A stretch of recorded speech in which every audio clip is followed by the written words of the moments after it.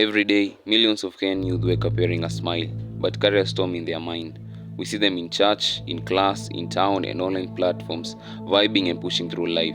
But behind all that, a silent crisis is eating away at an entire generation. This is a story about mental health among Kenyan youth.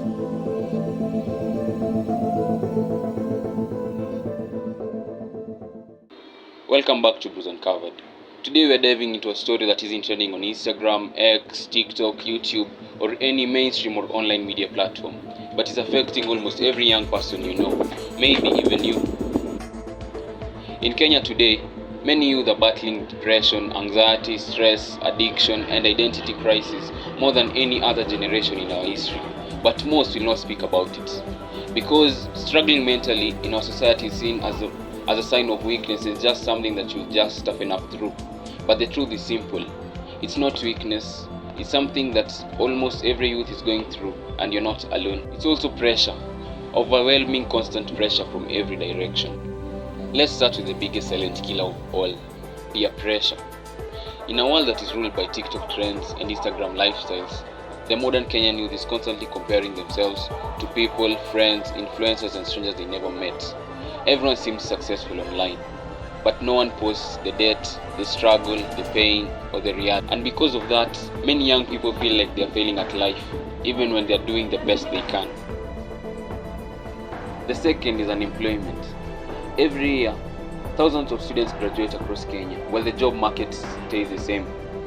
You now start hearing stories of sending hundreds of CVs without getting any response, or working jobs that are unrelated to your degree, or even staying at home where the society labels you as lazy or unfocused. But the reality is simple. You simply cannot apply for jobs that don't exist. The third mental health killer is money, or rather, the lack of it. Now with this economy, food is expensive, rent is expensive, transport is expensive, and life generally is expensive. Even with those jobs, young people feel like they are working to survive and not to live. And when you're a young guy and you're broke and carrying the expectations of your family and carrying the weight of your own dreams, the pressure becomes unbearable. Some young people turn into mobile loans, debts, and some lose hope altogether. And it doesn't end there. Family pressure, toxic relationships, childhood trauma, and a society that still believes that mental health is a joke. All these combine to create a storm that many young people find it very difficult to escape from. Take the story of Lena Kanana that was reported by African Solutions Media Hub. In a second year at Zitech University, she was silently struggling with depression, and it all began with stress-related stomach pains, sleepless nights, anxiety, and feelings of being a burden to her family since she was raised by a single mother that was struggling to keep her in school.